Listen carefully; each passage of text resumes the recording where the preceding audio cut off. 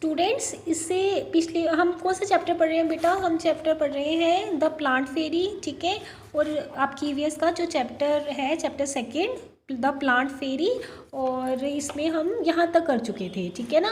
कि सभी बच्चों ने, जैसे जो दीदी है वो प्लांट फेरी बनी थी और उसने कहा था कि सारे प्लांट्स को छुओ, और जो बच्चे थे उन्होंने मतलब कि जो जो उनके नियर अबाउट प्लांट्स थे, किसी ने झाड़ी को छुआ, बश को, ठीक है, किसी ने मैरीगोल्ड का प्लांट छुआ, किसी ने जैस्मिन का, किसी ने नीम का, ठीक है। और फिर दीदी बोलती है कि जो सारे प्लांट्स हैं वो सभी एक दूसरे से अलग हैं, ठीक है। तो अब क्या है, यहाँ से हम पढ़ेंगे, दीदी you are also sitting on little plants said Shabnam. तो शबनम बोलती है कि दीदी आप भी छोटे से मतलब प्लांट पे, छोटे से पौधे पे ही बैठी हो, इस तरह से, ठीक है। अब देखो दीदी किस पे बैठी है, ये छोटी छोटी क्या होती है, घास, घास पे बैठी है ना, क्योंकि जो छोटी छोटी झाड़ियाँ मतलब उगती हैं वो भी हर्ब्स की तरह होगी, छोटी छोटी होगी ना, तो वो घास पे बैठी है, ठीक है।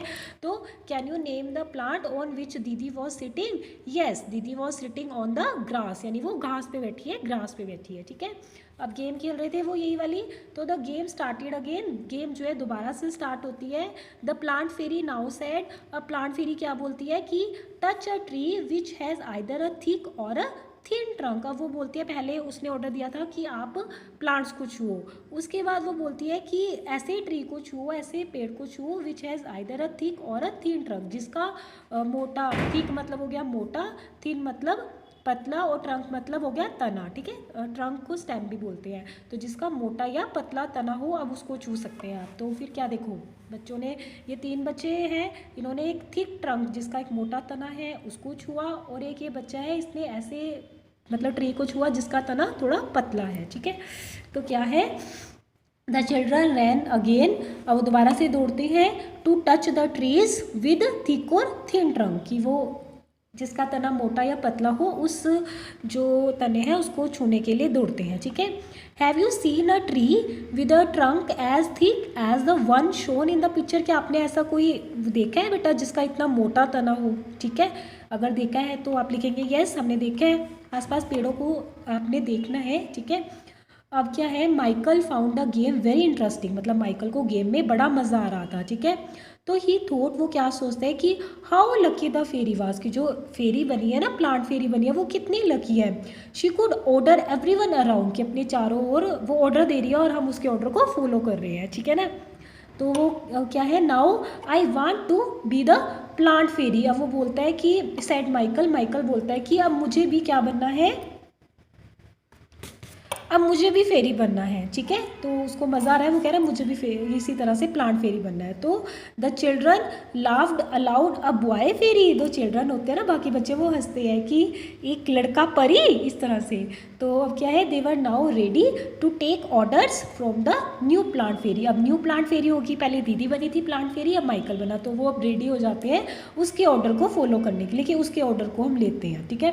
तो माइकल क्या ऑर्डर देता है, Michael said get me some leaves quickly, मुझे कुछ पत्ते आप मतलब पत्ते दिखाओ, कुछ पत्ते लेकर आओ, ठीक है। तो but remember you are not to pluck the leaves from the plants said दीदी, पर दीदी बोलती है कि आपने पेड़ पौधों से पत्ते नहीं तोड़ने हैं। प्लग का मतलब हो गया तोड़ना, क्योंकि अगर उनको तोड़ेंगे तो उनको भी तो दर्द होता है ना, तो उनको नहीं तोड़ना।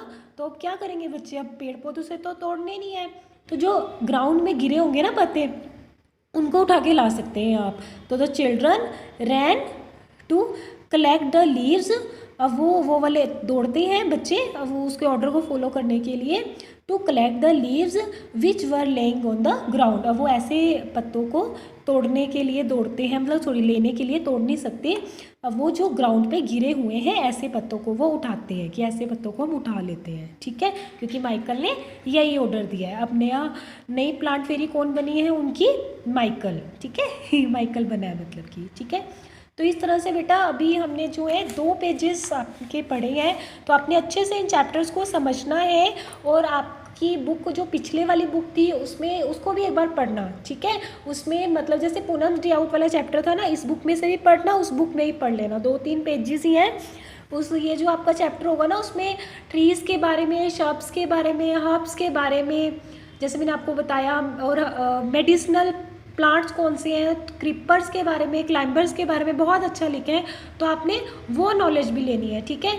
और आपको बोला जाए parts of a plant, plant के पार्ट कौन से हुए बेटा, सबसे पहले जैसे जो प्लांट, जो पोर्शन हमें नहीं दिखता उसको बोलते हैं रूट यानी कि जड़, क्योंकि जड़ जो है वो इसको एकदम से मतलब कि वो पकड़ रख सकते हैं ना, प्लांट पकड़ा रह सकता है। और ये जो हमें दिखता है ये होता है तना, ठीक है।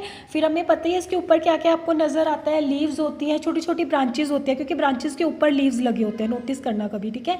ब्रांचेज के ऊपर पत्ते लगे होते हैं। और बड यानी कली होती है, बड एंड फ्लावर्स, ठीक है। जो फूल होता है वो पहले छोटी सी कली बनता है, उसके बाद वो फूल बनता है, और उस पर फ्रूट्स भी होते हैं, ठीक है। इस तरह से आपने पार्ट्स ऑफ प्लांट भी याद करने हैं, ठीक है। ओके बेटा, थैंक यू।